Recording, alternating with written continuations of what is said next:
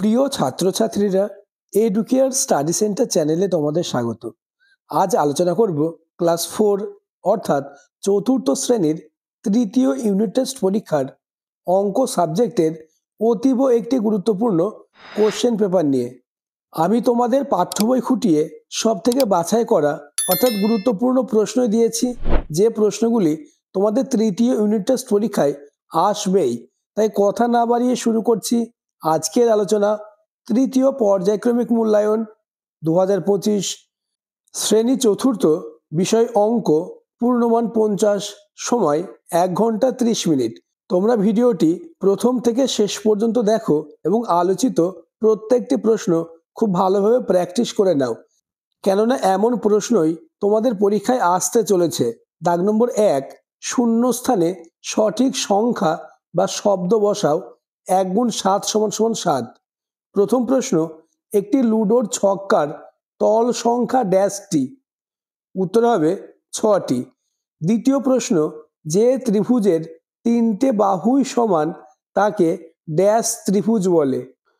উত্তর হবে সমবাহু ত্রিভুজ বলে, অর্থাৎ ত্রিভুজের 3টে বাহু সমান হলে তাকে সমবাহু ত্রিভুজ বলে।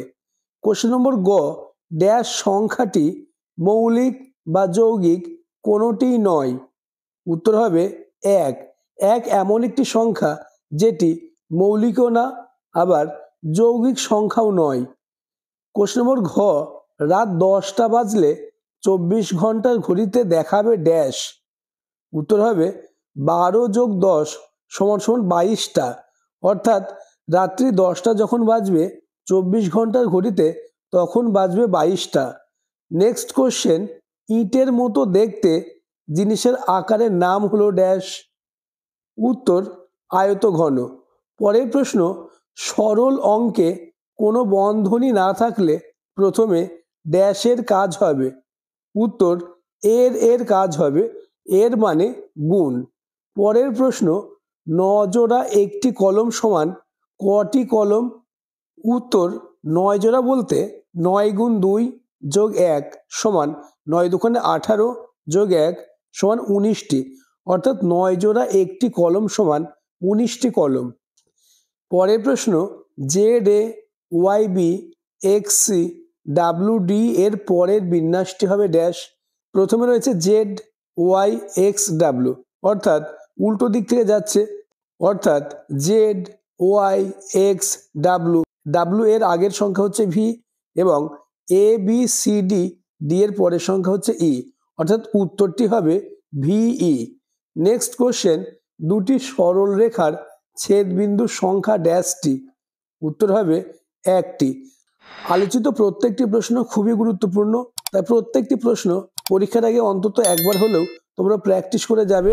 আর চ্যানেলে নতুন হয়ে থাকলে চ্যানেলটিকে সাবস্ক্রাইব করে দেবে এবং ভিডিওটি তোমার বন্ধুদের মধ্যে শেয়ার করে দেবে।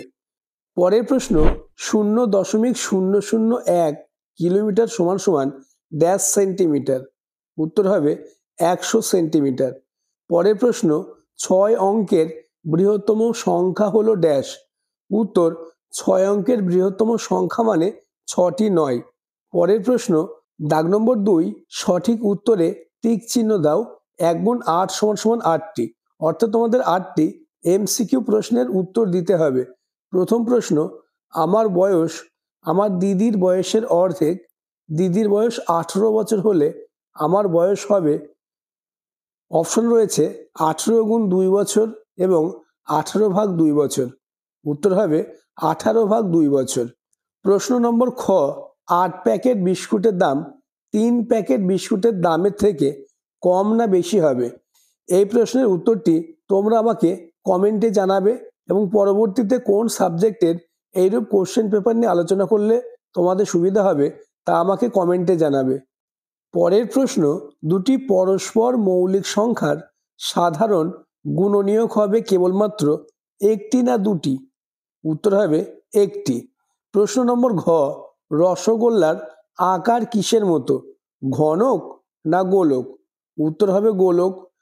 পরের প্রশ্ন, যে কোনো সংখ্যার এককের ঘরে শূন্য থাকলে বোঝা যায় যে সংখ্যাটি কত দ্বারা বিভাজ্য? উত্তর হবে 2, 5, এবং 10 দ্বারা বিভাজ্য। পরের প্রশ্ন, 1-এর থেকে ছোট ভগ্নাংশটি হলো অপশন 17/11 এবং 11/17। উত্তর হবে 11/17। পরের প্রশ্ন, অর্ধেক পাতিলেবুর তল সংখ্যা কটি? একটি না দুটি? উত্তর হবে দুটি। পরের প্রশ্ন, 7/4 ভগ্নাংশটি হলো প্রকৃত ভগ্নাংশ, অপ্রকৃত ভগ্নাংশ না দশমিক ভগ্নাংশ? উত্তর হবে অপ্রকৃত ভগ্নাংশ। যেহেতু লব হরের থেকে বেশি হলে সেই ভগ্নাংশকে অপ্রকৃত ভগ্নাংশ বলা হয়। পরের প্রশ্ন, দুটি যমজ মৌলিক সংখ্যার মধ্যে পার্থক্য কত হবে? উত্তর হবে 2।